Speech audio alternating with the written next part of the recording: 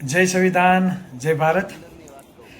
ગુજરાત સરકાર અને ગુજરાતના મુખ્યમંત્રી અને ઉપમુખ્યમંત્રીને માલુમ થાય કે આ દેશ બંધારણથી ચાલે છે ને બંધારણ એવું કહે કે દરેક સમુદાય સમાન.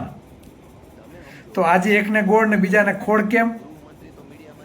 કોળી સમાજ, ઓબીસી સમાજ, એસસી એસટી કે માઇનોરિટી સમાજ હવે પહેલાંની જેમ અશિક્ષિત નથી. અમે પણ બંધારણ જાણીએ છીએ અને સમજીએ છીએ. જ્યારે તમે જાતિવાદી માનસિકતા ધરાવી પાટીદાર અને ક્ષત્રિય સમાજના આંદોલનકારીઓના કેસો તમે પાછા ખેંચી લીધા, અમને આનંદ છે તે વાતનો. તમે બિન અનામત વર્ગને અત્યાર સુધીમાં 2000થી પણ વધુ કરોડની તમે ફાળવણી કરવામાં આવી. શિક્ષણ ધામ બનાવવા માટે પૈસાની ફાળવણી કરો છો, હોસ્પિટલ બનાવવા માટે બજેટ ફાળવો છો. તો ટેક્સ તો આ 85% સમાજ પણ ચૂકવે છે. આગામી દિવસોમાં કોળી અને ઠાકોર સમાજના આંદોલનકારીઓના કેસો પાછા ખેંચવામાં આવે.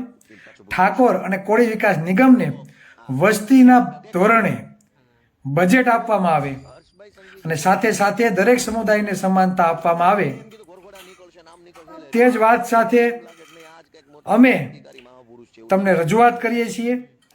આગામી દિવસોમાં વિધાનસભા સત્ર ચાલુ થાય છે તો અમે ન્યાયિક રીતે મુખ્યમંત્રી સાહેબને લેખિત રજૂઆત કરવા માટે આખો સમાજ ત્યાં ઉમટી પડશે.